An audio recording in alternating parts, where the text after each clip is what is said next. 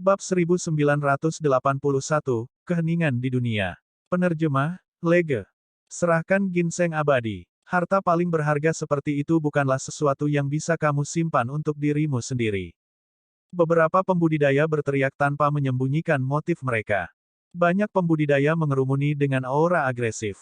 Bahkan jika mereka tidak dapat menggunakan harta atau senjata dharma, turunnya banyak kekuatan suci dan keterampilan rahasia pada saat yang sama sangat mengejutkan dan menakutkan. Tanda seru, tanda seru. Ah! Raungan tajam tiba-tiba terdengar di kerumunan. Itu sangat menusuk telinga dan sepertinya bisa merobek gendang telinga banyak pembudidaya. Itu adalah suara paus abadi. Tang Zi tidak pergi. Para pembudidaya di sekitar Tang Zi merasakan tubuh mereka bergetar dan telinga mereka sakit saat panah darah dimuntahkan. Bahkan pembudidaya yang sedikit lebih jauh terkejut. Kekuatan suci dan keterampilan rahasia yang baru saja mereka buat menjadi tidak stabil dan sedikit goyah. Legenda mengatakan bahwa garis keturunan Tabu Kunpeng mengalir melalui tubuh paus abadi dan itu sangat besar. Setelah mengeluarkan suara pausnya, itu akan menghasilkan kematian yang sangat mengerikan. Tang Zi berdiri di udara dan melolong ke langit. Seolah-olah paus abadi raksasa telah muncul di atas kepalanya dan berenang di air pasang, menamparkan permukaan air dan menciptakan gelombang besar dengan serangkaian suara paus. Suara paus abadi tampaknya telah terwujud dan menyebar ke segala arah dengan Tang Zi sebagai pusatnya. Mengaum. Saat itu, raungan aneh lainnya terdengar tidak jauh dengan kekuatan yang luar biasa, seolah-olah segudang gajah terompet pada saat yang sama. Yunting melirik ke samping. Jauh, seorang pria berjubah hitam dari Yan yang Immortal Kingdom melompat. Rambut hitamnya menari-nari saat dia meraung ke arah Tang Zi. Itu adalah Fang Xuan. Di bawah kaki Fang Xuan, segudang gajah raksasa muncul samar-samar. Mengayunkan belalai mereka, mereka menikam gading raksasa mereka ke udara dan meraung ke langit. Paus abadi adalah penguasa laut. Namun, gajah surgawi adalah dewa tanah. The Immortal Whale Sound dan Myriad Elephant Roar, dua keterampilan rahasia domain suara, bertabrakan dengan keras di udara, tidak ada pihak yang mau mundur. Sulit untuk mengatakan siapa yang lebih kuat di antara dua keterampilan rahasia domain suara. Namun, karena serangan Fang Xuan, para pembudidaya yang awalnya mengelilingi Suzimo menjadi segar kembali dan terbebas dari rasa sakit dari suara paus abadi. Menarik, menarik. Awalnya, Yunting menonton dari jauh dan tidak berniat menyerang. Namun, pada saat itu, tabrakan dari dua keterampilan rahasia domain suara menyebabkan garis keturunannya bergerak dan tidak bisa tenang. Tidak kusangka aku akan menghadapi beberapa lawan yang layak di ranah Black Essence. Yunting tertawa terbahak-bahak dan menyulap jari pedangnya, menebas ke arah medan perang. Dia berteriak 3 kali berturut-turut, hancurkan. Merusak, merusak. Suara Yunting jauh lebih lemah dibandingkan dengan suara Immortal Whale Sound dan Myriad Elephant Roar. Namun, 3 teriakannya memadatkan 3 pedang di udara yang tajam dan mematikan. Kondensasi pedang menggunakan suara. Bakatnya dalam dao pedang benar-benar mengejutkan dan tak terbayangkan. Bahkan Fang Xuan memiliki ekspresi muram dan menarik kembali penghinaan di matanya. Awalnya, dia tidak menganggap serius Yunting. Namun, baru sekarang dia menyadari bahwa ini adalah lawan yang sangat kuat. 3 pedang suara merobek udara dan turun dari langit tanpa takut akan bentrokan antara suara paus abadi dan raungan gajah segudang. Bersin, seolah-olah kain telah robek oleh senjata tajam. The Immortal Whale Sound dan Myriad Elephant Roar terbelah menjadi 2 oleh 3 pedang suara Yunting. Kilatan ganas melintas di mata Suzimo. Awalnya, dia tidak berniat menggunakan skill rahasia Dragon Roar. Itu adalah salah satu kartu trufnya. Dia tidak akan menggunakannya kecuali dia tidak punya pilihan lain. Namun, pada saat itu, 3 keterampilan rahasia domain suara turun pada saat yang sama dan bertabrakan di telinganya, menyebabkan garis keturunan teratai hijau di tubuhnya mendidih dengan kuat. Jika dia melanjutkan, garis keturunan teratai hijaunya akan terungkap. Lebih jauh lagi, di lubuk hati Suzimo, ada sedikit kebanggaan juga, dia ingin bertarung melawan semua teladan di dunia. Kalian semua, tersesat. Suzimo berkata perlahan. Pada kata terakhir, dia merilis formulasi Dharma dari skill rahasia Dragon Roar. Seketika, dunia bergetar. Seekor naga dewa yang berkilauan dengan sisik hijau muncul di samping Suzimo. Tanduknya menjulang tinggi dan kekuatannya menakutkan saat melingkar ke atas dan meraung ke langit. Naga surgawi itu seperti manusia hidup. Ketika meraung, kumisnya menari dan sisik di tubuhnya meledak sedikit, menyebabkan seluruh tubuhnya mengembang. Raungan naga itu terlalu menakutkan, seolah-olah itu berisi kehendak tertinggi. Paus abadi di udara tiba-tiba melompat ke laut dan menghilang. Di bawah kendali Suzimo, skill rahasia Dragon Roar memiliki dampak paling kecil pada Tang Ziyi.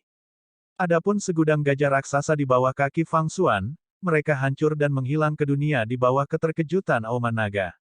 Tubuh Fang Xuan bergoyang sedikit tetapi stabil dengan cepat. 3 pedang suara bertahan sedikit lebih lama tetapi hancur menjadi kehampaan juga. Skill rahasia Dragon Roar digabungkan dengan banyak skill rahasia, termasuk Thunderclap Kill, suara Dragon Phoenix dan auman Azure Dragon. Masing-masing keterampilan rahasia domain suara itu secara individual sudah cukup untuk menyapu siapapun dari ranah kultivasi yang sama.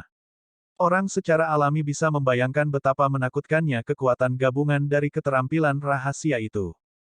Ketika skill rahasia Dragon Roar dirilis, seluruh dunia menjadi hening.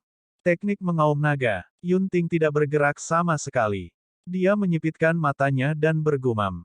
Tapi segera, Yunting menggelengkan kepalanya lagi. Ada yang tidak beres. Keterampilan rahasia domain suara ini tampaknya menyatu dengan formulasi Dharma lainnya. Ada juga kekuatan guntur. Baik itu Fang Xuan atau Yunting, mereka sangat jauh untuk memulai. Ditambah dengan kidarah dan fisik mereka yang kuat, keterampilan rahasia Dragon Roar Suzimo hampir tidak berpengaruh pada mereka. Namun, di medan perang, banyak kultivator yang menyerang Suzimo menderita. Pertama, mereka mengalami baptisan suara paus abadi. Segera setelah itu, mereka menanggung dampak dari Myriad Elephant Roar. Setelah itu adalah 3 pedang suara Yunting. Sebagian besar pembudidaya di medan perang tidak bisa lagi bertahan melawan turunnya 3 keterampilan rahasia domain suara. Keterampilan rahasia Dragon Roar bahkan lebih menakutkan. Saat dilepaskan, para pembudidaya yang paling dekat dengan Suzimo meledak dan mati di tempat. Tubuh dan garis keturunan para pembudidaya itu terluka parah oleh 3 keterampilan rahasia domain suara. Jika mereka mundur tepat waktu, mereka mungkin bisa pulih. Namun, skill rahasia Dragon Roar menghancurkan mereka seperti badai dahsyat. Beberapa pembudidaya lebih jauh jatuh dari udara juga. Beberapa dari mereka jatuh lemas ke tanah dengan wajah berlumuran darah dengan cara yang mengancam, hampir dihancurkan oleh kekuatan skill rahasia Dragon Roar. Sebelum kekuatan surgawi dan keterampilan rahasia di udara turun, mereka dihancurkan oleh 4 keterampilan rahasia domain suara. Mereka yang bisa memasuki makam kaisar dipilih dengan hati-hati sebagai ahli top dari alam esensi hitam. Namun, ketika mereka benar-benar bertarung, banyak pembudidaya menyadari bahwa meskipun mereka semua adalah dewa hitam kelas 9, perbedaan di antara mereka seperti langit dan bumi. Mata Fang Xuan dipenuhi dengan semangat juang saat dia berjalan menuju Suzimo. 4 pembudidaya, 3 pria dan seorang wanita, mengepung Suzimo dari 4 arah juga.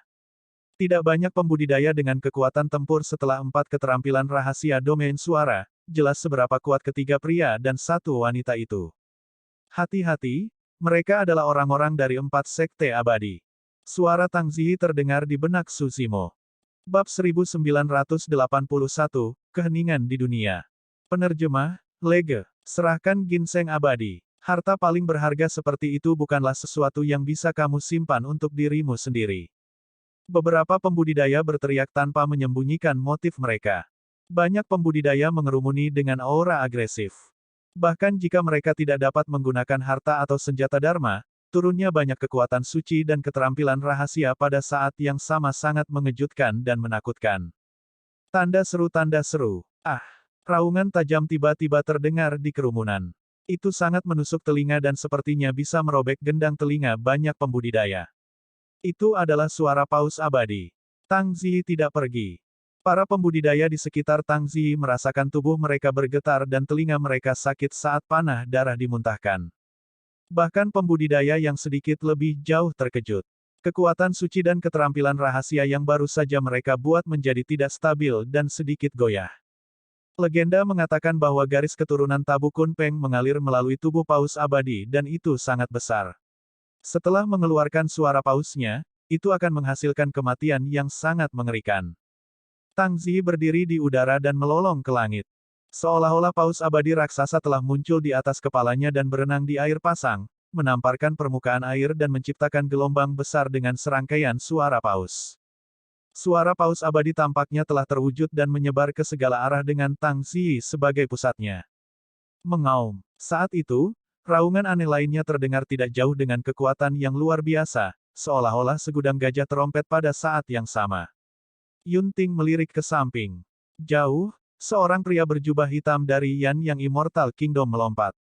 Rambut hitamnya menari-nari saat dia meraung ke arah Tang Zi. Itu adalah Fang Xuan. Di bawah kaki Fang Xuan, segudang gajah raksasa muncul samar-samar. Mengayunkan belalai mereka menikam gading raksasa mereka ke udara dan meraung ke langit. Paus abadi adalah penguasa laut. Namun, gajah surgawi adalah dewa tanah. The Immortal Whale Sound dan Myriad Elephant Roar, dua keterampilan rahasia domain suara, bertabrakan dengan keras di udara, tidak ada pihak yang mau mundur. Sulit untuk mengatakan siapa yang lebih kuat di antara dua keterampilan rahasia domain suara. Namun, karena serangan Fang Xuan, para pembudidaya yang awalnya mengelilingi Suzimo menjadi segar kembali dan terbebas dari rasa sakit dari suara paus abadi. Menarik, menarik. Awalnya, Yunting menonton dari jauh dan tidak berniat menyerang. Namun, pada saat itu, tabrakan dari dua keterampilan rahasia domain suara menyebabkan garis keturunannya bergerak dan tidak bisa tenang. Tidak kusangka aku akan menghadapi beberapa lawan yang layak di ranah Black Essence. Yunting tertawa terbahak-bahak dan menyulap jari pedangnya, menebas ke arah medan perang. Dia berteriak 3 kali berturut-turut, hancurkan. Merusak, merusak. Suara Yunting jauh lebih lemah dibandingkan dengan suara Immortal Whale Sound dan Myriad Elephant Roar. Namun, 3 teriakannya memadatkan 3 pedang di udara yang tajam dan mematikan. Kondensasi pedang menggunakan suara. Bakatnya dalam dao pedang benar-benar mengejutkan dan tak terbayangkan. Bahkan Fang Xuan memiliki ekspresi muram dan menarik kembali penghinaan di matanya. Awalnya, dia tidak menganggap serius Yunting. Namun, baru sekarang dia menyadari bahwa ini adalah lawan yang sangat kuat. 3 pedang suara merobek udara dan turun dari langit tanpa takut akan bentrokan antara suara paus abadi dan raungan gajah segudang. Bersin, seolah-olah kain telah robek oleh senjata tajam. The Immortal Whale Sound dan Myriad Elephant Roar terbelah menjadi 2 oleh 3 pedang suara Yunting. Kilatan ganas melintas di mata Suzimo. Awalnya, dia tidak berniat menggunakan skill rahasia Dragon Roar. Itu adalah salah satu kartu trufnya. Dia tidak akan menggunakannya kecuali dia tidak punya pilihan lain. Namun, pada saat itu, 3 keterampilan rahasia domain suara turun pada saat yang sama dan bertabrakan di telinganya, menyebabkan garis keturunan teratai hijau di tubuhnya mendidih dengan kuat. Jika dia melanjutkan, garis keturunan teratai hijaunya akan terungkap. Lebih jauh lagi, di lubuk hati Suzimo, ada sedikit kebanggaan juga, dia ingin bertarung melawan semua teladan di dunia. Kalian semua, tersesat. Suzimo berkata perlahan. Pada kata terakhir, dia merilis formulasi Dharma dari skill rahasia Dragon Roar. Seketika, dunia bergetar. Seekor naga dewa yang berkilauan dengan sisik hijau muncul di samping Suzimo. Tanduknya menjulang tinggi dan kekuatannya menakutkan saat melingkar ke atas dan meraung ke langit. Naga surgawi itu seperti manusia hidup. Ketika meraung, kumisnya menari dan sisik di tubuhnya meledak sedikit, menyebabkan seluruh tubuhnya mengembang. Raungan naga itu terlalu menakutkan, seolah-olah itu berisi kehendak tertinggi. Paus abadi di udara tiba-tiba melompat ke laut dan menghilang. Di bawah kendali Suzimo, skill rahasia Dragon Roar memiliki dampak paling kecil pada Tang Zi. Adapun segudang gajah raksasa di bawah kaki Fang Xuan, mereka hancur dan menghilang ke dunia di bawah keterkejutan auman naga. Tubuh Fang Xuan bergoyang sedikit tetapi stabil dengan cepat. 3 pedang suara bertahan sedikit lebih lama tetapi hancur menjadi kehampaan juga.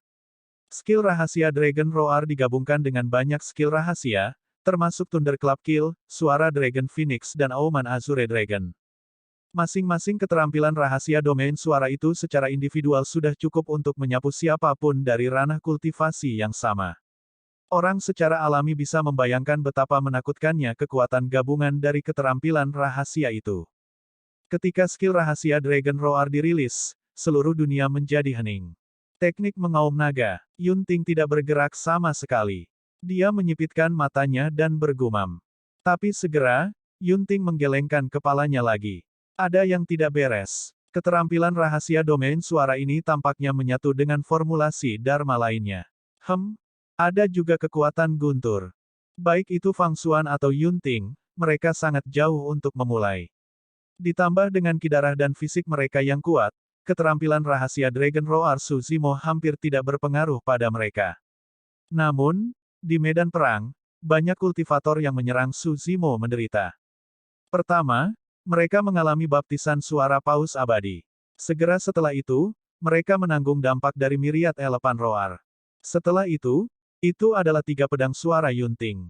Sebagian besar pembudidaya di medan perang tidak bisa lagi bertahan melawan turunnya 3 keterampilan rahasia domain suara. Keterampilan rahasia Dragon Roar bahkan lebih menakutkan. Saat dilepaskan, para pembudidaya yang paling dekat dengan Su Zimo meledak dan mati di tempat. Tubuh dan garis keturunan para pembudidaya itu terluka parah oleh 3 keterampilan rahasia domain suara. Jika mereka mundur tepat waktu, mereka mungkin bisa pulih. Namun, skill rahasia Dragon Roar menghancurkan mereka seperti badai dahsyat.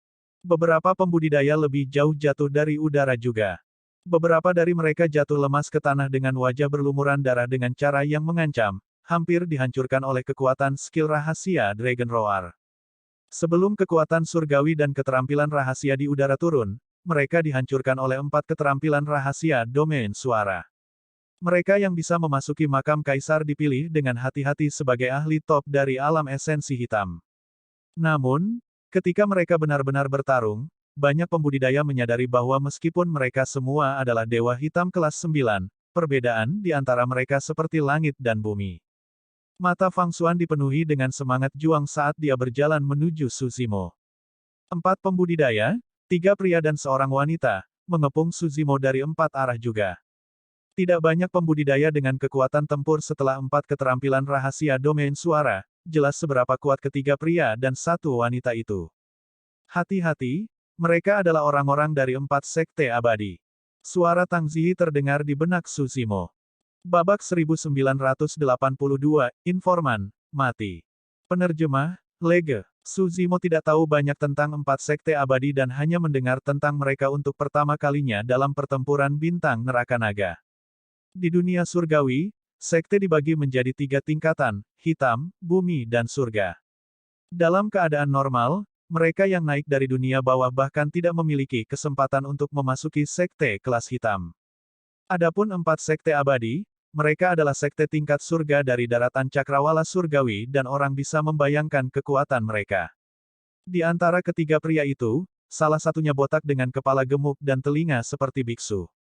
Tanda seru. Yang lain memiliki kulit gelap, sosok tinggi dan rambut pendek, menyerupai menara besi berjalan. Yang ketiga adalah pria parubaya dengan mahkota Dao di kepalanya. Lengan bajunya berkibar dan dia gelap dan tenang.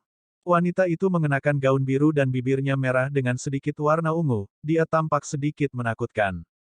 Fakta bahwa mereka berempat dapat menahan dampak dari 4 keterampilan rahasia domain suara adalah bukti kekuatan mereka. Meskipun Su Zimo yakin bahwa dia bisa mengalahkan lawan dengan level yang sama, dia tidak berani gegabah. Dengan lolongan panjang, auranya meningkat. Di sisi lain, sesosok tubuh yang kebingungan terhuyung-huyung ke arah Yunting, Jian Yu lah yang lolos dari kematian.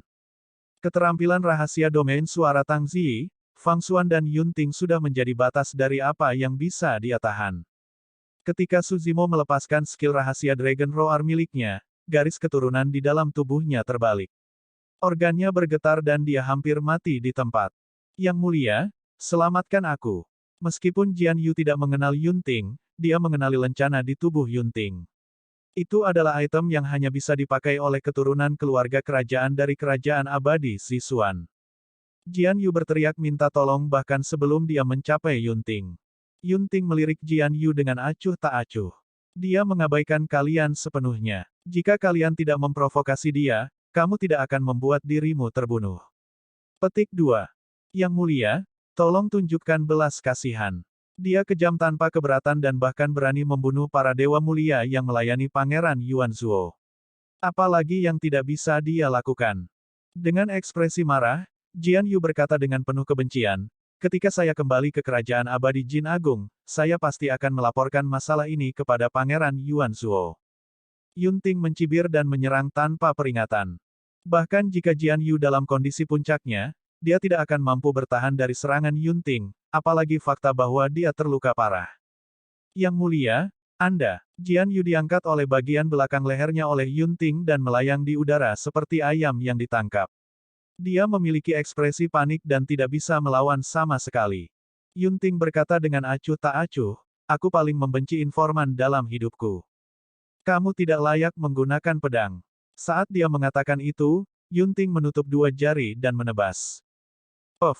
Kepala yang berlumuran darah dipenggal oleh jari-jari Yunting. Jari pedangnya bahkan lebih tajam dari pedang sejati. Di sisi lain, orang-orang dari 4 sekte abadi sudah mulai melawan Su Zimo. Biksu botak adalah yang pertama datang dan tertawa terbahak-bahak. Pelindung, aku di sini untuk menyucikanmu ke alam baka. Dia mengangkat tangannya dan mereka bersinar seolah-olah mereka ditutupi oleh lapisan tebal kertas emas, menabrak Su Zimo. Lengannya seperti dua batang tebal dan kuat dengan kekuatan luar biasa dan keganasan yang tak tertandingi. Segera setelah itu, pria menara besi mendekat juga. Tubuhnya tegak dan dia setengah tubuh lebih tinggi dari Su Zimo. Ha! Teriakan pria menara besi itu terdengar seperti guntur di telinga seseorang. Dia mengulurkan lengannya dan mengepalkannya, meninju kepala Su Zimo. Pria menara besi itu mengepalkan tinjunya seperti palu hitam yang didefinisikan dan dipenuhi dengan kilau logam. Baik itu biksu botak atau pria menara besi, mereka berdua ahli temperamen tubuh dan fisik mereka sangat kuat. Di sisi lain, Taois setengah baya melambaikan lengan bajunya yang lebar dan berteriak pelan, bekukan. Kekuatan surgawi yang lebih rendah, teknik imobilisasi tubuh. Teknik imobilisasi tubuh adalah salah satu kekuatan surgawi yang lebih rendah yang paling umum. Pada batasnya, itu bisa berubah menjadi kekuatan suci tertinggi, pemberhentian tata ruang. Meskipun teknik imobilisasi tubuh adalah hal yang umum, roh esensi setiap orang berbeda dalam hal kemurnian, ranah kultivasi, dan kekuatan, efek yang dihasilkan benar-benar berbeda. Roh esensi Su Zimo telah lama mencapai ranah esensi bumi dan merupakan ranah kultivasi utama di atas rekan-rekannya. Oleh karena itu, teknik imobilisasi tubuh tidak berpengaruh padanya saat digunakan oleh orang lain. Itulah yang terjadi bahkan jika Taois setengah baya berasal dari salah satu dari 4 sekte abadi. Namun, Taois paruh baya masih memiliki kartu truf. Saat dia melepaskan teknik imobilisasi tubuh, kedua lengan bajunya yang lebar tiba seketika dan melilit Su Zimo beberapa kali. Teknik imobilisasi tubuh hanyalah langkah pertama dan gerakan membunuh kemudian. Meskipun wanita berpakaian biru adalah yang paling lambat untuk menyerang, kuku di jari-jarinya berwarna ungu dan mengeluarkan bau busuk. Racun. Wanita berbaju biru itu menjulurkan kukunya yang tajam dan meraih ke arah Su Zimo seperti 10 pedang beracun. Para ahli dari 4 sekte abadi melepaskan serangan mengerikan pada waktu yang hampir bersamaan.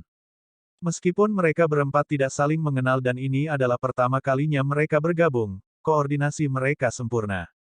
Ini adalah semacam chemistry antara para ahli tingkat atas.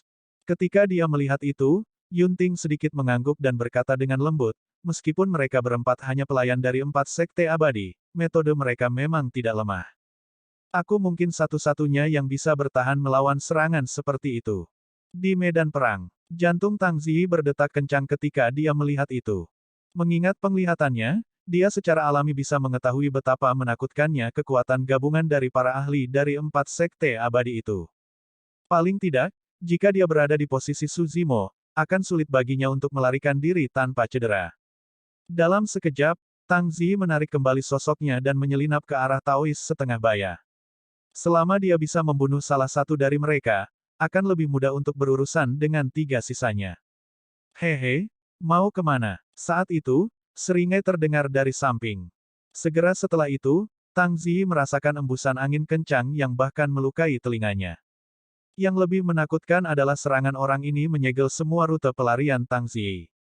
Ahli. Tang Ziyi tidak berani gegabah dan buru-buru berhenti untuk menghindari langkah pembunuhan pihak lain dan memfokuskan pandangannya. Seorang pria berjubah hitam menghalangi jalannya, itu adalah Fang Xuan dari kerajaan abadi Yan Yang. Tang Ziyi sedikit mengernyit. Jika mereka berdua bertarung langsung, akan sulit untuk menentukan pemenang dalam waktu singkat. Penundaan tunggal itu menyebabkan Suzimo di sisi lain medan perang jatuh ke dalam serangan deras dari 4 ahli. Dengan tatapan membara, Suzimo menarik napas dalam-dalam dan dadanya membusung.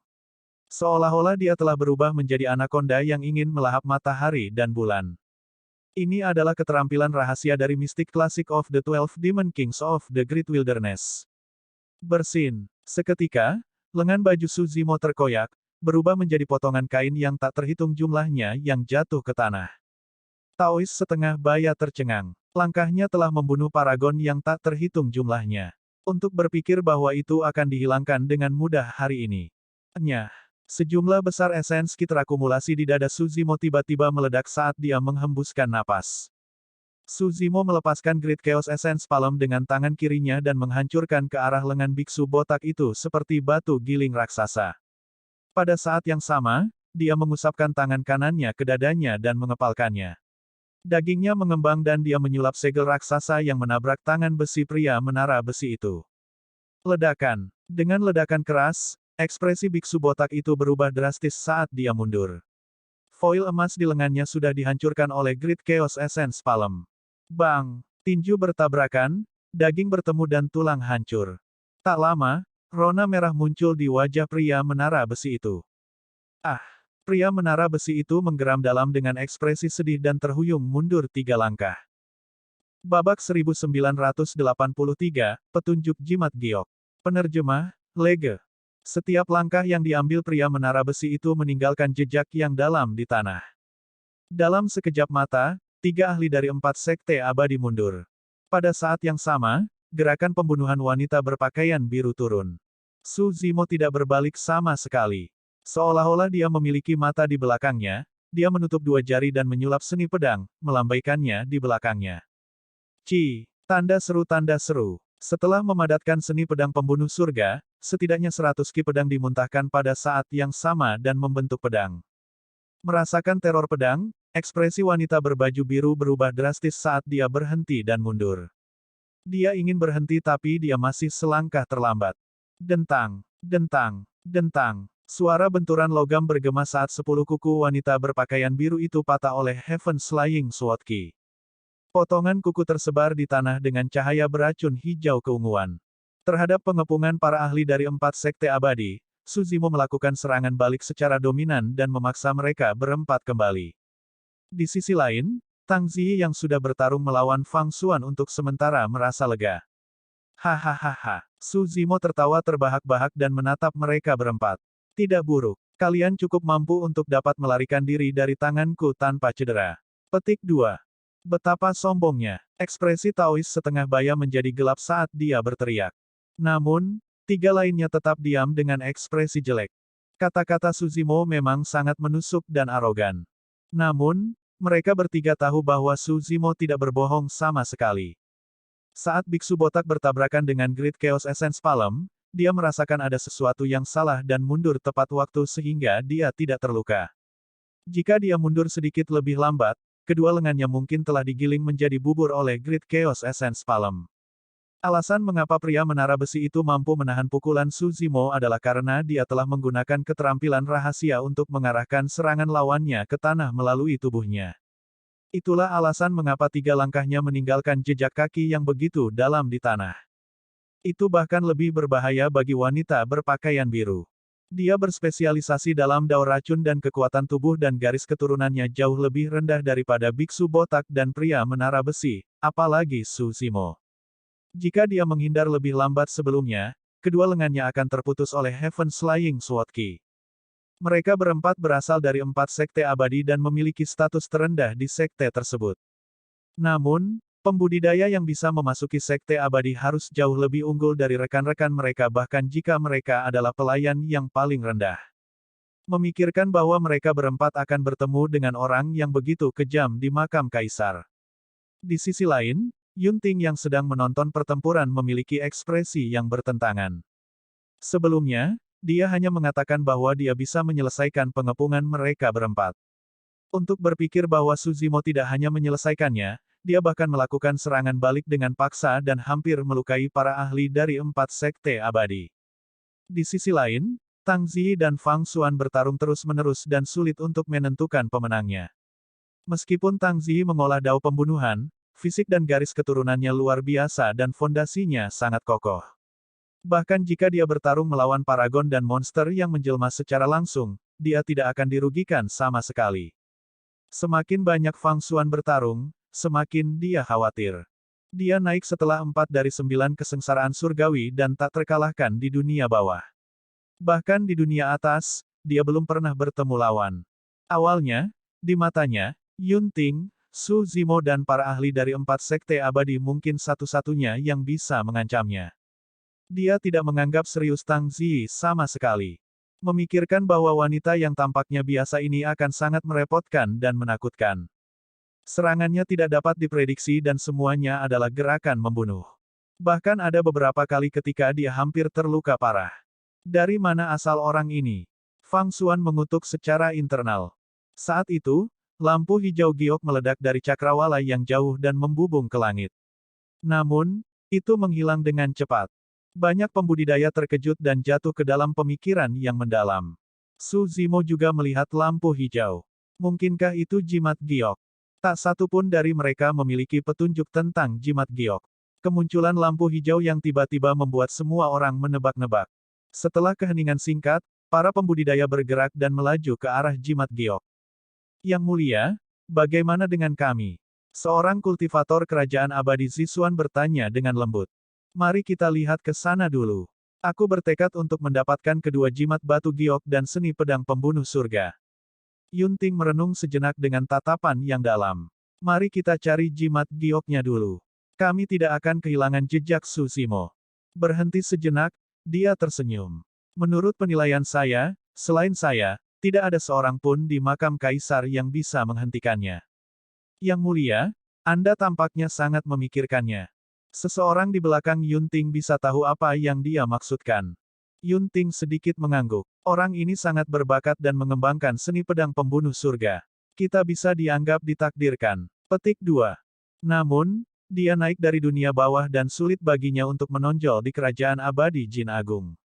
Satu-satunya kesempatan baginya untuk membuat tanda di 9 cakrawala adalah jika dia mengikutiku. Petik 2. Kultivator itu tersenyum. Yang mulia, di dunia atas, hampir tidak ada orang lain yang memperlakukan pembudidaya dari dunia bawah sama seperti Anda. Ini keberuntungannya jika dia bisa direkrut olehmu. Petik 2. Yun Ting menggelengkan kepalanya dan tersenyum. Belum tentu. Siapapun dengan bakat dan kekuatan tempur seperti itu adalah penjelmaan monster. Mereka sombong dan sulit direkrut. Saya harus mengalahkannya dan meyakinkannya sebelum saya bisa membawanya di bawah sayap saya. Dengan mengatakan itu, Yun Ting melirik Su Zimo lagi dan memimpin banyak pembudidaya kerajaan abadi Zixuan ke arah lampu hijau. Fang Xuan, ayo abaikan wanita itu dan cari jimat gioknya dulu. Kami tidak bisa membiarkan siapapun mengambil inisiatif. Petik 2. Suara patuage terdengar di benak Fang Xuan. Bang! Di medan perang, Fang Xuan bentrok langsung dengan Tang Ziyi dan mundur. Melambaikan petir di tinjunya, dia mencibir, aku tidak bermain denganmu lagi. Kita akan bertarung lagi lain kali. Kamu akan mati lain kali. Tang Ziyi berkata dengan acuh tak acuh. Haha, Fang Xuan tertawa terbahak-bahak. Kamu ingin membunuhku. Kamu jauh dari itu. Saat dia mengatakan itu, Fang Xuan berbalik dan melesat kembali ke sisi Pak Tuage dan pergi bersama semua orang dari kerajaan abadi Yan Yang. Para ahli dari 4 sekte abadi yang awalnya menghadapi Su Zimo ingin mundur juga. Misi yang diberikan kepada mereka oleh sekte adalah untuk mencari jimat giok, bukan Seven Glow Immortal Ginseng. Jika mereka terus bertarung dengan Su Zimo di sini dan kehilangan gambaran besarnya karena hal ini, mereka akan dihukum ketika mereka kembali bahkan jika mereka bisa mendapatkan Seven Glow Immortal Ginseng. Pada pemikiran itu, para ahli dari 4 sekte abadi bertukar pandang dan mundur pada saat yang sama, pergi dengan pembudidaya sekte lainnya. Tang Ziyi datang ke sisi Su Zimo. Ada lebih dari 100 orang dari Great Jin Immortal Kingdom yang memasuki makam kaisar dan hanya mereka yang tersisa. Sepertinya semua orang memiliki tujuan yang sama, jimat giok. Su Zimo bergumam pelan. Tang Ziyi mengangguk setuju. Su Zimo mengerutkan kening sambil berpikir keras. Aku ingin tahu apa asal-usul dan rahasia jimat giok ini untuk memperingatkan begitu banyak sekte dan faksi. Di mata sekte dan faksi ini, itu bahkan lebih penting daripada Seven Glow Immortal Ginseng. Tang Ziyi berkata, kurasa hanya seseorang dengan status Yunting yang bisa mengetahui rahasia seperti itu. Ayo kita lihat juga, Su Zimo berkata dengan suara yang dalam. Bahkan tanpa pengaturan Pangeran Yuan Zuo, dia ingin melihat seperti apa jimat giok itu dan rahasia apa yang disembunyikannya. Tang Ziyi tidak mengatakan apa-apa dan hanya mengikuti di belakang Su Zimo diam-diam. Babak 1984, Istana yang Hancur. Penerjemah, Lege. Su Zimo dan Tang Ziyi melaju di sepanjang jalur banyak pembudidaya. Setelah berjalan sekitar setengah hari, mereka melihat sebuah bangunan besar di cakrawala di depan. Itu tampak seperti sebuah istana. Meskipun bobrok, orang masih bisa merasakan kemegahannya dari jauh. Bahkan ada beberapa pembudidaya yang berlama-lama di sekitar istana, seolah-olah mereka sedang mencari sesuatu. Sebagian besar pembudidaya sudah memasuki aula. Tanda seru, tanda seru. Su Zimo dan Tang Ziyi tiba di depan istana dan melihat dengan kasar tetapi tidak bisa melihat apa-apa. Mereka berdua tidak membuang waktu di luar dan memasuki istana. Di depan mereka ada alun-alun luas yang diaspal dengan batu-batu hijau. Ada beberapa jalur batu yang memisahkan ladang obat. Namun, tidak ada lagi ramuan abadi di bidang obat, hanya beberapa daun layu. Bahkan tanah di ladang obat terkorosi oleh kutukan makam kaisar dan bersinar dengan warna hijau yang aneh. Alun-alun itu sangat besar dan bahkan dengan penglihatan Su Zimo, dia tidak bisa melihat perbatasan. Mereka berdua melewati ladang obat di sepanjang jalan batu dan terus maju. Sepanjang jalan, mereka bertemu dengan beberapa pembudidaya berjalan di sekitar alun-alun. Istana ini mungkin adalah salah satu tempat tinggal sementara Kaisar Abadi saat itu. Saya ingin tahu apakah ada harta karun. Petik 2. Pasti ada harta karun. Sayangnya, mereka terkorosi oleh kutukan di sini selama bertahun-tahun yang tak terhitung jumlahnya dan sekarang lumpuh. Petik 2. Saya mendengar bahwa aula samping di kiri dan kanan berisi beberapa harta langka, ramuan, senjata surgawi dan harta dharma. Sayangnya, tidak ada satupun yang bisa digunakan. Jika bukan itu masalahnya, bahkan setiap helai rumput di istana ini akan menjadi harta yang luar biasa. Karena kita tidak bisa memasuki aula utama untuk saat ini, mari kita lanjutkan pencarian. Jika kita beruntung dan menemukan harta karun, kita akan melakukan pembunuhan. Telinga Su Zimo berkedut dan dia mendengar bisikan samar di sekitar alun-alun. Para pembudidaya di luar istana mungkin mencoba peruntungan mencari harta karun juga. Namun, dia tidak tahu mengapa orang-orang itu mengatakan bahwa mereka tidak bisa memasuki aula utama untuk saat ini. Mereka berdua terus maju dan tak lama kemudian, mereka melintasi seluruh alun-alun. Di ujung alun-alun berdiri aula utama istana. Ribuan pembudidaya berkumpul di depan aula, menatap pintu aula utama. Beberapa dari mereka bahkan berdiskusi dengan lembut. Mereka berdua maju untuk melihat dan melihat bahwa tanah di pintu masuk aula terukir dengan pola padat dan rumit yang bersinar samar. Itu formasi. Tang Ziyi berbisik. Su Zimo mengangguk dan menatap formasi di depan aula utama untuk sementara waktu, merasa pusing. Formasinya terlalu rumit dan dia tidak bisa menghilangkannya mengingat pencapaiannya dalam formasi. Namun, pada saat itu, seorang pemuda berdiri di tepi formasi di depan aula utama. Orang itu memiliki ekspresi percaya diri dan bersemangat tinggi. Dari waktu ke waktu, dia akan berhenti dan merenungkan atau mempercepat dan menjentikkan jarinya, mengirimkan lampu roh esens Qi ke dalam formasi. Ini adalah pangeran muda dari kerajaan abadi Zixuan, Yunting. Setiap kali Yunting bergerak, formasinya akan sedikit bergetar dan bersinar. Selanjutnya, cahaya formasi jelas meredup. Yunting sedang menghilangkan formasi. Pada tingkat ini, hanya masalah waktu sebelum formasi dihilangkan. Su Zimo bisa merasakan bahwa Yunting sangat kuat. Bahkan, dia bahkan bisa merasakan sedikit bahaya dari orang itu. Untuk dapat berkultivasi kerana esensi hitam level 9 pada usia lebih dari 200 tahun, bahkan jika orang ini memiliki status bangsawan dan sumber daya tak terbatas, bakatnya benar-benar menakutkan. Yang lebih menakutkan adalah pencapaian orang ini dalam formasi susunan juga sangat dalam. Ada batas kekuatan seseorang. Bahkan jika seseorang berkultivasi dengan sepenuh hati selama lebih dari 200 tahun, dia mungkin tidak dapat mencapai ranah esensi hitam level 9. Namun, orang ini bahkan bisa mengalihkan perhatian untuk mengolah formasi susunan. Kenapa kita harus masuk melalui pintu masuk utama aula utama? Apakah tidak ada pintu masuk lain? Aula utama bobrok dan diambang kehancuran. Saya khawatir itu bahkan tidak akan mampu menahan satu pukulan pun dari saya. Petik 2. Seorang kultivator di kerumunan bergumam. Fufu. Segera, sebuah ejekan terdengar dari samping. Kamu bisa mencoba naik. Aula utama dikelilingi oleh batasan dan kamu pasti akan mati jika menerobos masuk. Apakah kamu melihat mayat-mayat itu? Itulah yang akan terjadi. Orang pertama tertegun dan tidak berani mengatakan apa-apa lagi. Mengusir formasi membutuhkan banyak korban pada roh esensi seseorang.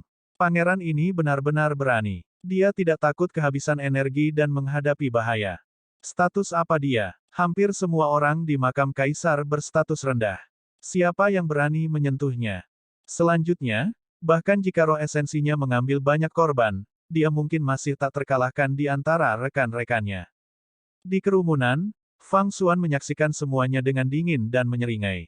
Lagi pula orang itu masih muda dan terlalu sombong. Dia tidak tahu bagaimana menahan diri. Petik 2. Su Zimo memperhatikan sebentar sebelum keluar dari kerumunan. Kemana kamu pergi? Tang Ziyi bertanya. Su Zimo berkata, akan sulit untuk menghilangkan formasi ini dalam waktu singkat. Saya bermaksud untuk menjelajahi aula samping di kedua sisi. Petik 2. Aku tidak pergi. Tang Ziyi tidak bergerak. Dia masih ingin bergegas ke aula utama segera dan mengambil inisiatif ketika formasi dihilangkan. Su Zimo mengangguk dan berbalik ke arah aula samping. Tidak ada batasan di aula samping. Pintunya terbuka dan di dalamnya berantakan, jelas bahwa banyak pembudidaya telah membalikkannya. Awalnya, ada banyak senjata surgawi dan harta dharma yang ditempatkan di aula samping. Ada pedang, tombak, lonceng, kuali, cermin, senjata biasa, dan harta dharma dari berbagai ras, semuanya ada. Namun, pada saat itu, sebagian besar senjata suci dan harta dharma sudah berserakan di mana-mana. Tepatnya, itu bukan lagi senjata suci atau harta dharma. Di bawah korosi kutukan makam kaisar, senjata surgawi asli dan harta dharma telah lama berubah menjadi besi tua. Faktanya, nilai senjata surgawi dan harta dharma itu tidak terlalu tinggi. Paling tidak, mereka tidak berada pada tingkat harta dharma yang hidup. Itu karena tidak ada umpan balik dari tripod penekan neraka yang masih menyempurnakan logam cair di dalamnya. Masih ada beberapa pembudidaya yang berlama-lama di aula samping, ingin mencari beberapa harta yang terlewatkan. Bahkan, beberapa pembudidaya bahkan bertarung karena pedang yang patah. Setelah mencari dengan hati-hati dan tidak menemukan apa-apa, Su Zimo berjalan menuju aula samping di seberangnya. Aula samping sebelumnya berisi senjata surgawi dan harta dharma sementara aula samping ini awalnya berisi banyak ramuan. Lemari obat di aula samping sudah berserakan di tanah dengan botol dan toples berserakan di atasnya. Banyak botol dibuka tutupnya dan ramuan di dalamnya keluar. Su Zimo mengambil ramuan acak dan memutarnya dengan lembut dengan jarinya, mengubahnya menjadi abu. Setelah bertahun-tahun yang tak terhitung jumlahnya, efek obat dan spirit ki di dalamnya telah lama menghilang. Bahkan jika ada obat mujarab yang utuh, mereka akan dinodai oleh kutukan makam kaisar. Mengkonsumsinya tidak akan berbeda dengan bunuh diri. Su Zimo mengitari aula samping dan bersiap untuk pergi setelah tidak menemukan apapun. Saat dia melewati reruntuhan yang bobrok, tripod penekan neraka bergerak. Bab 1985, Lentera Perunggu. Penerjemah, Lege. Su Zimo berhenti dan sedikit mengernyit. Aula samping ini dipenuhi dengan ramuan, mengapa tripod penekan neraka memiliki reaksi seperti itu? Tripod penekan neraka selalu hanya melahap dan memurnikan harta roh dan tidak pernah tertarik pada ramuan apapun. Selanjutnya, ramuan di sini dinodai oleh kutukan dan telah lama kehilangan efek obatnya tanpa nilai apapun. Namun, keributan dalam kesadarannya sangat jelas dan tidak mungkin ilusi. Tanda seru. Tepatnya, keributan itu bahkan lebih besar daripada tripod penekan neraka yang menghadapi harta karun roh. Su Zimo mencari dengan hati-hati di bawah reruntuhan. Di bawah kakinya ada reruntuhan berdebu dengan tumpukan barang tak berguna yang terkubur. Segala macam ramuan dicampur dalam lumpur dan hampir tidak mungkin untuk membedakannya. Suzimo membungkuk dan mencari dengan cermat. Meskipun areanya tidak besar, ada banyak puing-puing. Ada meja batu yang hancur, meja yang bobrok, lampu perunggu yang ditinggalkan, dan banyak toples porselen yang pecah. Setelah memeriksa untuk waktu yang lama, Suzimo tidak menemukan sesuatu yang layak untuk perhatian tripod penekan neraka. Dia merenung sejenak dan pandangannya beralih ke lentera perunggu kuno dari sebelumnya. Lentera perunggu memiliki desain yang sederhana dan sangat umum. Tidak ada yang indah tentang itu dan sebagian besar terkubur di lumpur. Itu seharusnya objek iluminasi biasa yang awalnya tertanam di dinding aula samping ini. Lebih jauh lagi, bagian lentera perunggu yang terbuka ditutupi lapisan bintik-bintik hijau, jelas terkorosi oleh kutukan makam kaisar. Karena itu, ketika Suzimo pertama kali melihat lentera perunggu, dia tidak mengambil hati dan mengalihkan pandangannya ke sana. Pada saat itu, dia tiba di depan lentera perunggu dan membungkuk, ingin menariknya keluar dari lumpur. Saat jarinya melakukan kontak dengan lentera perunggu, dia bergidik dan kesadarannya kabur. Tiba-tiba, kekuatan hisap yang kuat dan aneh meledak dari lentera perunggu. Suzimo merasa bahwa roh esensi dalam kesadarannya akan meninggalkan tubuhnya dan memasuki lentera perunggu. Merasakan bahaya, platform lotus penciptaan bersinar terang dan sinar cahaya hijau meledak dari 81 lubang lotus, berubah menjadi benang tipis yang melilit roh esensi Suzimo dan menyematkannya di platform lotus. Meski begitu, daya hisapnya sangat kuat. Pang, pang, pang. Setelah kebuntuan sesaat, benang hijau pada esens spirit Suzimo putus. Bahkan platform lotus penciptaan tidak dapat bertahan melawan kekuatan itu. Bersenandung. Tiba-tiba, suara Sansekerta yang keras bergema dalam kesadaran Suzimo dan hantu Buddha muncul, melantunkan sutra Buddha dengan keras. Isinya dari sutra Prajna Nirvana. Kata-kata Sansekerta muncul satu demi satu di sekitar esens spirit Suzimo. Mereka bersinar dengan cahaya keemasan dan bermartabat, misterius dan membentuk penghalang bahasa Sansekerta. Itu aneh. Setelah hantu Buddha muncul dan sutra Buddhis berbunyi, kekuatan hisap yang aneh berangsur-angsur melemah dan serangannya tidak sekuat sebelumnya. Namun, sutra Prajna Nirvana tidak lengkap. Setelah melantunkan beberapa saat, suara para Buddha berhenti dan kata-kata Sansekerta emas di sekitar mereka memudar dengan cepat. Kekuatan hisap dari lentera perunggu meningkat sekali lagi. Kesadaran Suzimo telah pulih sejenak. Dia menarik telapak tangannya dengan tergesa-gesa dan mundur setengah langkah dengan ekspresi terkejut. Apa lentera perunggu kuno yang hampir melahap roh esensinya? Bahkan platform lotus penciptaan tidak dapat melindunginya. Jika bukan karena fakta bahwa dia telah mengembangkan setengah dari Prajna Nirvana Sutra dan menarik hantu Buddha untuk muncul dan melantunkan sutra, dia mungkin telah mati tanpa alasan. Benda ini bahkan tidak bisa disentuh, benar-benar aneh. Melambaikan lengan bajunya, Suzimo menyeka lumpur di sekitar lentera perunggu dan secara bertahap mengungkapkan penampilan aslinya. Suzimo memfokuskan pandangannya dan sedikit mengernyit saat melihat bagian bawah lentera perunggu yang terkubur dalam lumpur. Bagian lentera perunggu yang terbuka dipenuhi dengan bintik-bintik hijau. Namun, bagian yang terkubur berwarna kuning tua tanpa bintik-bintik hijau. Segala sesuatu di makam kaisar terkorosi oleh kutukan dan tanah di bawah kakinya juga tidak luput.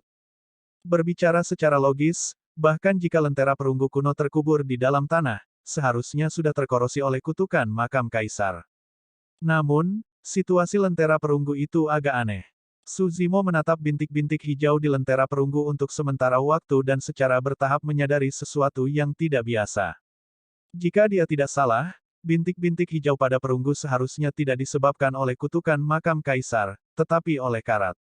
Dengan kata lain, lentera perunggu tidak terkorosi oleh kutukan setelah bertahun-tahun di makam kaisar. Di makam kaisar, bahkan harta dharma yang hidup pun tidak dapat bertahan melawan korosi kutukan. Sampai sekarang, hanya tripod Suzimo yang tidak akan ternoda oleh kutukan. Dengan kata lain, lentera perunggu ini jelas lebih baik daripada harta dharma yang hidup. Ada kemungkinan besar bahwa itu adalah harta karun roh yang murni 9 kesengsaraan atau harta karun roh gua surga. Pada pemikiran itu, Suzimo diam-diam senang. Jika memang benar demikian, dinding keempat dari tripod penekan neraka dapat diperbaiki setelah melahap dan menyempurnakan lentera perunggu. Suzimo melihat sekeliling dan ketika dia melihat bahwa tidak ada orang lain di aula samping, dia mengeluarkan tripod penekan neraka. Tripod penekan neraka ada dalam kesadarannya dan dia tidak berani melemparkan lentera perunggu ke dalam kesadarannya. Bahkan, dia bahkan tidak berani menggunakan kesadaran rohnya untuk memindahkan lentera perunggu kuno, takut situasi berbahaya dari sebelumnya akan terulang kembali. Dengan hati-hati, Su Zimo menyalurkan Prajna Nirvana Sutra dan menutupi lengan bajunya dengan lapisan samar cahaya Buddha kemasan. Setelah itu, dia melambaikan lengan bajunya dan menyapu lentera perunggu di tanah, melemparkannya ke tripod penekan neraka. Dengan bunyi gedebuk, lentera perunggu kuno jatuh ke dalam besi cair yang mengepul di dalam tripod dan menghilang. Su Zimo menghela nafas lega dan hendak menyingkirkan tripod penekan neraka ketika dia mendengar percikan. Logam cair di tripod melonjak dan lentera perunggu kuno melayang sekali lagi. Segera setelah itu, tripod penekan neraka bergoyang terus-menerus dan besi cair berdesir, melemparkan lentera perunggu keluar dari tripod dan ke tanah. Su Zimo tercengang dan tercengang. Tripod penekan neraka telah memuntahkan lentera perunggu. Lentera perunggu berputar di tripod penekan neraka dan menjalani pembaptisan. Namun, itu masih utuh dan tampaknya menjadi lebih misterius. Bintik-bintik hijau pada lentera perunggu telah tersapu oleh logam cair di tripod dan kembali ke warna perunggu aslinya. Bahkan tripod penekan neraka tidak bisa melahap benda ini. Su Zimo menatap lentera perunggu dengan tatapan termenung. Lentera perunggu ini mungkin lebih berharga dari yang dia bayangkan. Setelah membasuh warna hijau perunggu, dia melihat sebuah kata samar-samar terukir di lentera di bagian atas. Su Zimo berjalan mendekat dan melihat lebih dekat sebelum bergumam pelan, jiwa. Ada karakter, jiwa, di lentera. Selanjutnya, itu ditulis dalam bahasa Sanskerta, jadi Su Zimo tidak bisa langsung mengenalinya. Merenung sejenak, Su Zimo mengeluarkan tas penyimpanan baru dan menyalurkan Prajna Nirvana Sutra sesuai metode sebelumnya. Dia menyapu lentera perunggu ke dalam tas penyimpanannya dengan lengan bajunya dan menyimpannya sendiri. Dia belum tahu asal dan kegunaan benda itu. Namun, sesuatu yang bahkan tidak bisa ditelan oleh Hell Suppression Tripod benar-benar luar biasa. Saat itu, keributan pecah dari arah aula utama. Formasi telah terhalau. Bab 1986, Kesadaran Sisa Kaisar Abadi. Penerjemah, Lege. Dalam sekejap, Su Zimo melesat menuju aula utama. Pada saat yang sama, pembudidaya dari seluruh istana memperhatikan keributan dan melonjak menuju aula utama. Kerumunan di depan aula utama semakin padat dan sudah ada lebih dari 10.000 orang. Mereka semua bersemangat dan menggosok telapak tangan mereka bersama-sama. Ketika Su Zimo tiba, dia melihat Yunting berdiri di depan orang banyak dengan tatapan yang dalam. Melambaikan tangannya terus-menerus, pakaiannya berkibar dengan cara yang luar biasa. Dalam waktu singkat, ujung jari Yunting memancarkan setidaknya ratusan cahaya roh yang memasuki formasi di depan aula utama secara instan. Tanda seru. Cahaya formasi tiba-tiba meledak dengan cara yang berbeda, menelan Yunting secara instan dan menyebabkan serangkaian seruan. Banyak pembudidaya berpikir bahwa Yunting telah gagal dan dimakan oleh formasi. Namun segera, semua orang menyadari bahwa sosok Yunting tidak bergerak melawan iluminasi formasi dan auranya menjadi lebih tajam. Buka! Yunting berteriak dan menunjuk ke depan. Seperti air pasang, cahaya formasi terbelah menjadi dua dari tengah dan segera menghilang. Setelah ledakan singkat, semua cahaya menghilang. Formasi di pintu masuk aula utama benar-benar hilang. Adapun Yunting, wajahnya hanya sedikit pucat dan auranya tidak melemah sama sekali. Dia mengeluarkan ramuan dengan aroma obat yang kaya dari tas penyimpanannya dan menelannya. Tak lama, wajahnya memerah. Dengan ledakan, pintu aula utama runtuh dengan keras, menyebabkan debu beterbangan kemana-mana. Ketika mereka melihat itu, banyak pembudidaya disegarkan dan tatapan mereka terbakar. Setelah linglung sesaat, mereka ingin menerobos masuk ke aula utama untuk memeriksa semuanya. Akhirnya, seseorang ada di sini. Tiba-tiba, desahan terdengar dari seluruh istana, seolah-olah itu datang dari masa lalu yang jauh dan dipenuhi dengan perubahan waktu.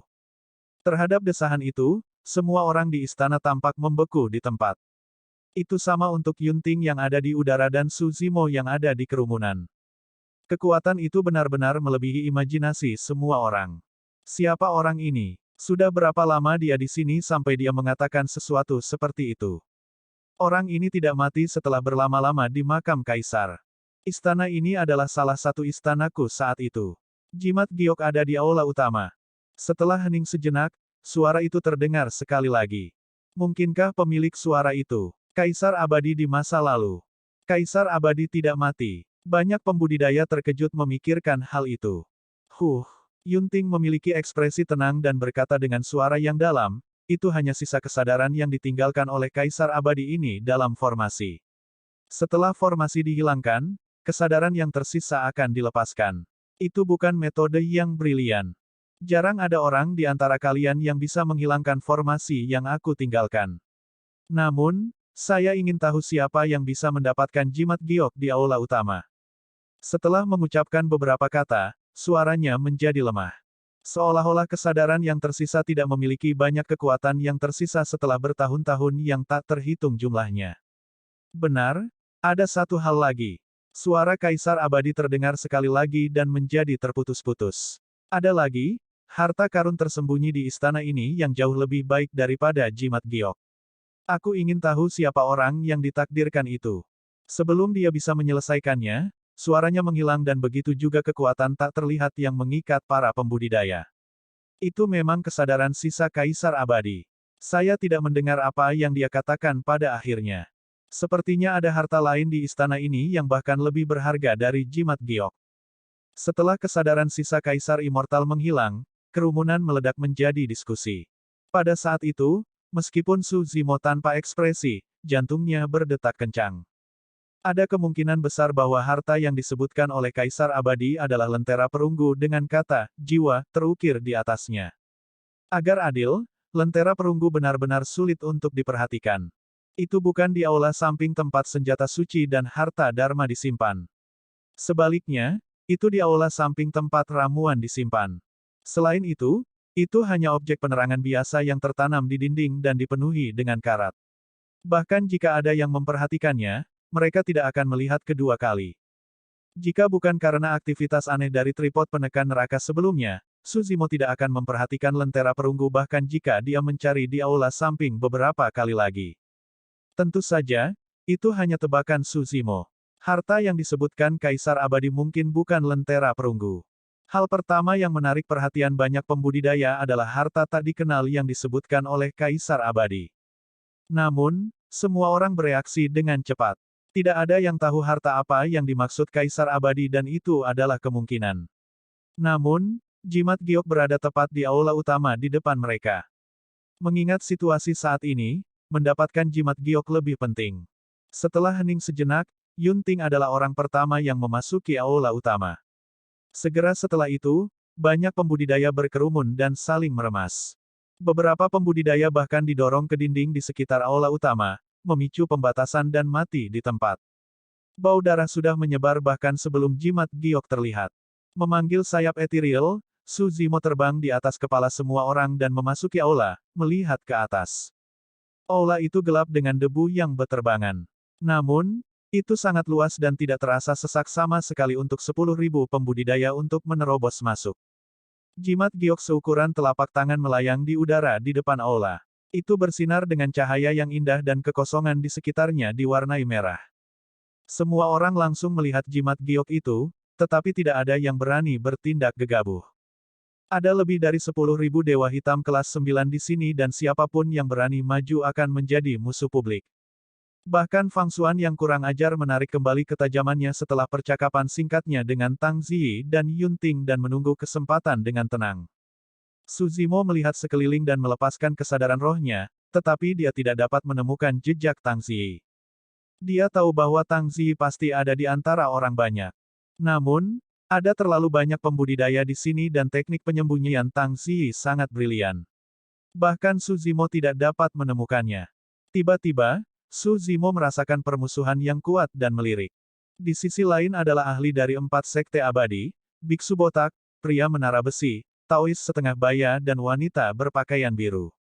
Mereka berempat tidak bisa menekannya bahkan setelah bergabung sebelumnya. Pada saat itu, mereka sudah memandang Suzimo sebagai lawan terbesar mereka. Fufu. Saat itu, tawa terdengar dari depan kerumunan.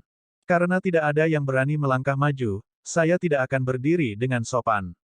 Ada sedikit ejekan dalam tawa Yunting saat dia memandang rendah semua orang. Sebelum pergi, Dia bahkan berbalik dan menatap Suzimo dalam-dalam dengan ekspresi yang tak terlukiskan. Itu adalah provokasi dan pujian. Suzimo sedikit mengernyit. Dia tidak mengenal Yunting juga tidak berinteraksi dengan yang terakhir. Dia tidak tahu mengapa yang terakhir tiba-tiba memperhatikannya. Yunting terbang di udara dan maju perlahan menuju jimat giok. Meskipun dia bangga, dia tidak berani gegabah. Siapa yang tahu jika ada bahaya lain di aula ini? Yunting baru saja mengambil beberapa langkah ketika suara aneh bergema di aula. Bab 1987, Prajurit Kacang. Penerjemah, Lege. Suara itu seperti mutiara yang tak terhitung jumlahnya jatuh ke piring batu giok, berdenting. Jika di tempat lain, suaranya akan jernih dan menyenangkan.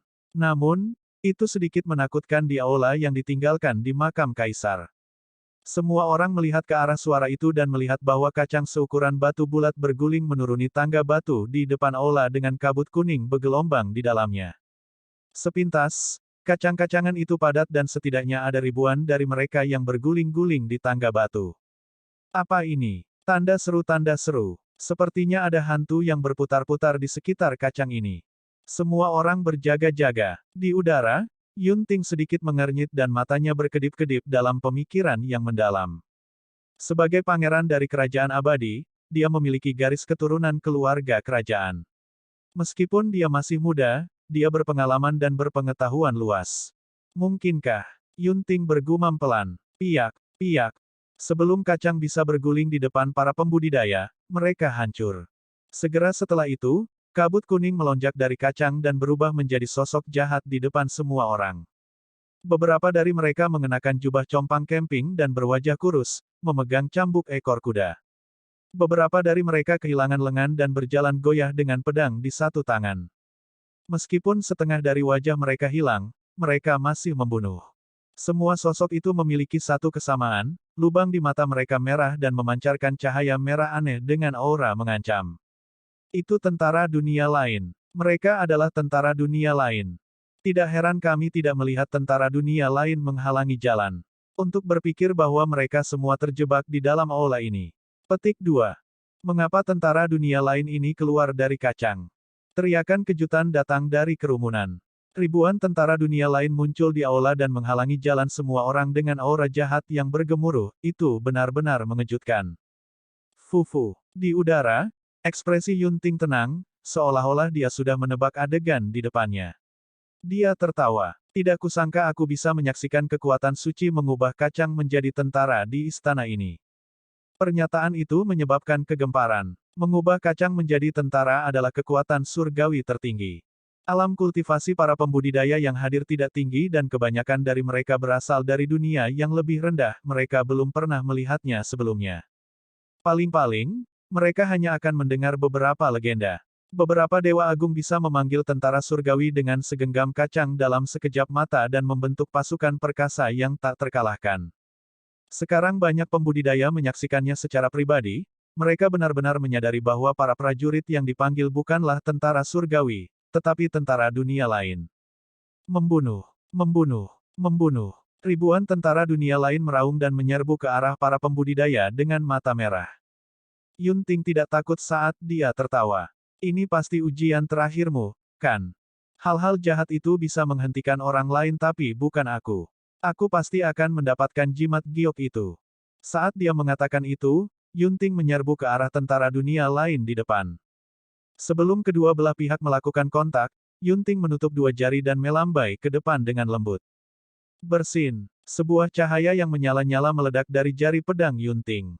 Itu sangat tajam dan merobek lubang besar di tentara dunia lain. Para prajurit dunia lain di depan diiris menjadi dua dari tengah oleh sinar pedang. Pedang Ki itu bahkan lebih tajam dari ujung pedang sejati. Yunting bergerak dan masuk sendirian. Yang mulia, hati-hati. Banyak pembudidaya dari kerajaan abadi Zixuan berteriak dan menyerbu ke depan. Namun, ada aliran tentara dunia lain yang tak ada habisnya dan sosok Yunting tenggelam tak lama kemudian. Lubang itu diperbaiki dan Yunting diisolasi dari pembudidaya lainnya. Para pembudidaya yang berdiri di batas luar hanya bisa melihat pedang Ki melonjak di dalam tentara dunia lain. Kemanapun ia lewat, orang-orang terguling dan anggota tubuh yang patah beterbangan kemana-mana. Pak Tua Ge dari Kerajaan Abadi Yan Yang dan Fang Xuan memimpin semua orang di belakang mereka dan menyerbu ke depan. Para pembudidaya dari 4 sekte abadi juga menyerbu ke depan. Para pembudidaya lainnya bergerak satu demi satu dan menyerang tentara dunia lain. Orang pertama yang menerobos penghalang tentara dunia lain akan mendapatkan inisiatif dan memiliki peluang terbaik untuk mendapatkan jimat giok. Meskipun tentara dunia lain memiliki aura jahat yang sangat kuat, alam kultivasi mereka terbatas dan hampir semuanya adalah dewa hitam. Faktanya, bahkan ada banyak dewa hitam tingkat rendah yang tidak terlalu menjadi ancaman bagi semua orang. Lebih jauh lagi, para prajurit dunia lain ini memiliki kekurangan yang jelas. Tanpa roh esensi, seseorang tidak dapat menggunakan kekuatan suci atau keterampilan rahasia apapun. Yang mereka andalkan adalah tubuh mereka yang babak belur. Su Zimo tidak langsung menyerang. Sebaliknya, dia memilih untuk menonton dengan dingin dari pinggir lapangan. Akan terlalu sederhana jika tes terakhir yang ditinggalkan oleh Kaisar Abadi benar-benar mengubah kacang menjadi tentara. Telinga Su Zimo berkedut dan dia menangkap suara samar di tengah teriakan kacau di aula. Itu adalah suara kacang yang memantul. Sedikit mengernyit, Su Zimo melompat dan melihat ke bawah dari atas. Di ujung lorong, masih banyak kacang berkilau yang melompat dan berguling menuruni tangga batu. Setelah itu, mereka berpisah dan berubah menjadi tentara dunia lain. Bahkan, beberapa kacang bahkan berubah menjadi burung raksasa, binatang buas, dan berbagai makhluk hidup aneh. Tidak hanya jumlah tentara dunia lain tidak berkurang setelah serangan, itu bahkan meningkat dengan kecepatan yang menakutkan. Ada kacang tak berujung di ujung aula. Jika ini terus berlanjut, jumlah prajurit dunia lain yang akan lahir tidak akan menjadi puluhan ribu, tetapi ratusan ribu atau bahkan jutaan. Yang lebih menakutkan lagi adalah Su Zimo dapat dengan jelas merasakan bahwa tentara dunia lain yang berevolusi kemudian jelas lebih kuat dari sebelumnya. Tubuh mereka lebih lengkap dan aura mereka menakutkan. Dia sudah bisa melihat Earth Essence Realm tentara dunia lain berevolusi dari kacang. Pada tingkat ini, bahkan mungkin ada prajurit dunia lain tingkat 6 atau 9 bumi abadi atau bahkan surga abadi di kemudian hari. Bahkan jika tentara dunia lain tidak memiliki roh esensi dan tidak dapat melepaskan kekuatan suci dan seni abadi mereka, kekuatan tubuh mereka sebagai dewa bumi dan surga sudah cukup untuk membunuh semua orang. Mustahil untuk membunuh semua prajurit dunia lain.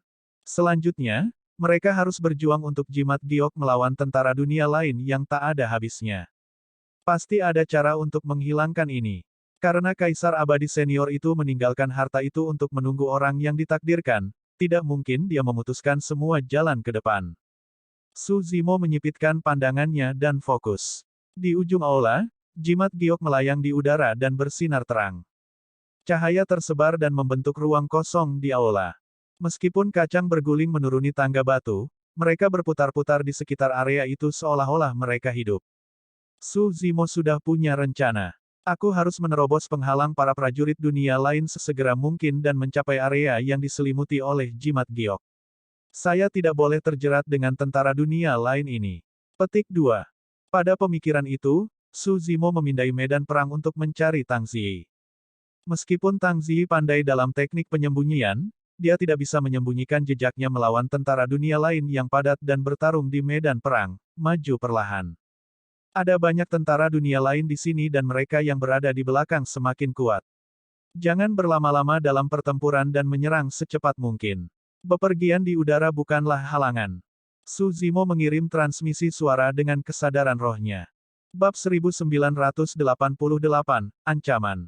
Penerjemah, Lege. Tang Ziyi mengetahui Void Thunder manual dan mungkin memiliki hubungan dengan Kaisar Guntur. Kaisar Guntur telah ditekan selama ratusan ribu tahun. Tang Ziyi masih muda dan tentu saja tidak bisa menjadi penerus Kaisar Guntur. Namun, dia bisa menjadi murid penerus Kaisar Guntur. Karena hubungan inilah Su Zimo tidak bisa melihat Tang Ziyi terjebak sampai mati oleh tentara dunia lain. Tang Ziyi juga sangat pintar.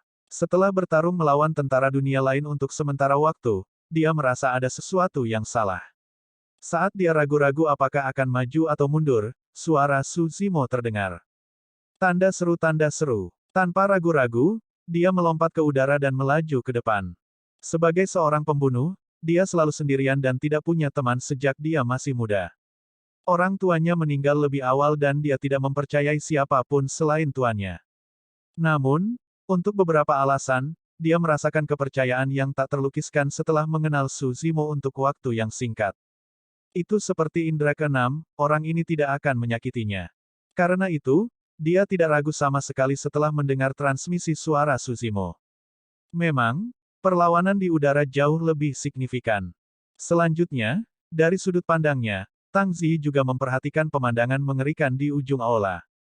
Kacang padat berguling dan berubah menjadi sosok dengan aura menakutkan dengan aura jahat yang deras. Jika dia terus terjerat dengan tentara dunia lain di bawah, akan sangat sulit baginya untuk meninggalkan aula, apalagi menyerbu. Muat ke area yang diselimuti oleh cahaya jimat giok. Suara Su Zimo terdengar sekali lagi. Tang Zi memfokuskan pandangannya dan melihat bahwa area itu memang sangat aneh. Baik itu kacang di awal atau tentara dunia lain yang disulap, mereka tampaknya waspada dan menghindari daerah itu. Ayo pergi. Dalam waktu singkat itu, Su Zimo tiba di samping Tang Zi dan mengulurkan telapak tangannya. Tang Zi tahu bahwa teknik gerakan Su Zimo sangat kuat dan dia ingin menyerangnya. Namun, pada saat itu, Tang Zi merasa bingung ketika dia melihat telapak tangan Su Zimo yang terentang. Dia menundukkan kepalanya sedikit dan menghindari tatapannya secara naluriah. Tak lama, Tang Zi menjadi tenang dan mengangkat kepalanya tanpa ekspresi. Mengingat kemampuan saya bisa mencapai sana sendiri. Yun Ting dan yang lainnya telah memperhatikan sesuatu yang tidak biasa. Jangan biarkan mereka mengalahkanmu karenanya. Pada saat itu, Yun Ting yang berada di depan para prajurit dunia lain juga tiba di udara. Dengan sekali pandang, dia menemukan betapa menakutkannya para prajurit kacang itu. Pada saat yang sama, Fang Xuan dari Kerajaan Abadi Yan Yang, beberapa ahli dari 4 sekte abadi dan beberapa teladan dari sekte dan faksi lain tiba di udara. Mereka semua adalah ahli puncak dari alam Black Immortal dan segera menyadari sesuatu yang salah ketika mereka menghadapi bahaya seperti itu. Dewa Hitam menghabiskan banyak esens ki terbang di udara, apalagi bertarung di udara. Oleh karena itu, sebagian besar pembudidaya bertarung melawan tentara dunia lain di tanah. Namun, paragon dan inkarnasi monster seperti Yun Ting tidak keberatan. Mereka melepaskan kekuatan suci mereka dan terbang di udara menuju jimat giok. Yun Ting tampaknya telah berubah menjadi pedang tajam saat dia menyerang di depan dengan kecepatan tercepat.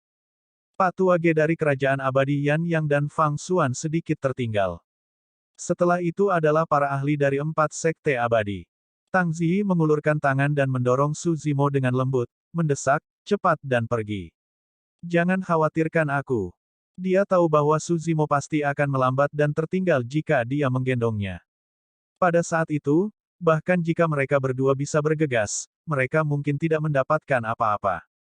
Su Zimo merenung sejenak sebelum mengangguk. Hati-hati. Saat dia mengatakan itu, sepasang sayap emas raksasa muncul di belakang Su Zimo. Di bawah sayap emas ada sepasang sayap yang hampir transparan dan relatif kecil. Sayap rock dan ethereal meledak pada saat bersamaan. Astaga, Su Zimo berubah menjadi seberkas cahaya keemasan dan menyerbu ke depan dengan kecepatan kilat. Saat itu, Yun Ting dan yang lainnya di depan mengalami beberapa masalah juga. Menjelang akhir, para prajurit dunia lain yang disulap menjadi semakin menakutkan dan kuat. Prajurit dunia lain awal hampir tidak memiliki kemampuan untuk terbang. Tapi sekarang, sudah ada beberapa tentara dunia lain dan burung ganas yang menghalangi di udara dengan niat membunuh. Yun Ting dan yang lainnya tidak punya pilihan selain berhenti dan bertarung melawan tentara dunia lain. Secara alami, kecepatan mereka melambat. Adapun Su Zimo, dia mengandalkan divine power kecepatan ekstrim dari sayap rock dan bahkan jika ada tentara dunia lain yang menghalangi jalan, dia bisa melewati mereka dengan cepat. Sebagian besar waktu, para prajurit dunia lain tidak dapat bereaksi tepat waktu dan hanya akan menyadarinya nanti. Biksu botak dari salah satu dari 4 sekte abadi mengayunkan tinju emasnya dan bertarung melawan seorang prajurit dunia lain. Tiba-tiba, embusan angin yang tajam terdengar di telinganya. Segera setelah itu, dia melihat kilatan cahaya keemasan melewatinya dari sudut matanya. Apa itu? Biksu botak itu terkejut. Ini Su Zimo dari Kerajaan Abadi Jin Agung. Taois setengah baya mengenalinya. Saat itu, dia memiliki kesan mendalam tentang Su Zimo yang menyeberangi danau dengan teknik gerakan ini. Dia melampauiku. Pria menara besi itu meraung dan menyerbu ke depan, mendorong tentara dunia lain menghalangi jalannya saat dia mengejar Su Zimo dengan langkah besar. Di sisi lain, Patua Ge dan Fang Xuan bertarung sepanjang jalan dan mengikuti di belakang Yunting. Terbang di udara sangat menguras tenaga, apalagi bertarung. Patua Ge sudah berusia senja. Meskipun roh esensinya kuat, serangan kesadaran rohnya tidak berguna melawan tentara dunia lain. Dia sudah kelelahan dari pertempuran dan terengah-engah. Awalnya, dia masih bisa mengikuti di belakang Yunting ketika dia bergabung dengan Fang Xuan. Tapi sekarang, ki darah Patua Ge lemah dan kekuatan tempurnya sangat berkurang. Fang Xuan bahkan harus merawatnya hampir sepanjang waktu. Patua Ge telah menjadi beban Fang Xuan. Patua Ge berbalik dan melihat bahwa yang lain dari kerajaan abadi Yan yang benar-benar dikelilingi oleh tentara dunia lain. Pada saat itu, mereka tidak lagi memiliki kesempatan untuk mundur bahkan jika mereka mau. Serangkaian tangisan tragis terdengar dari medan perang, menyebabkan kulit kepala seseorang tergelitik. Dia menyaksikan seorang kultivator dirobek menjadi dua oleh tentara dunia lain. Wajah Patua Ge menjadi lebih pucat. Fang Xuan, kamu tidak bisa meninggalkanku. Seolah-olah dia mengingat sesuatu, Patua Ge berbalik dengan tergesa-gesa dan mengancam dengan suara rendah, akulah satu-satunya yang bisa membawamu keluar dari makam kaisar. Jika Anda berani meninggalkan saya dan merebut jimat giok sendirian, saya akan segera mengirim pesan kembali. Pada saat itu, bahkan jika kamu berhasil kembali hidup-hidup, aku akan memastikan kamu mati tanpa kuburan. Fang Xuan berkata saat dia bertahan melawan tentara dunia lain, Yang Mulia, kamu terlalu banyak berpikir. Saya bahkan berharap Anda dapat memberikan kata-kata yang baik untuk saya di depan Yang Mulia. Bagaimana saya bisa tidak setia? Bagus kalau kamu tahu. Patua Ge mendengus. Saat itu, ekspresi Fang Xuan berubah saat dia melihat Su Zimo menyusul di belakang mereka. Yang Mulia Abadi, kita harus menghentikan orang ini dan tidak membiarkan dia melampaui kita. Fang Xuan berteriak dan langsung menyerbu ke depan.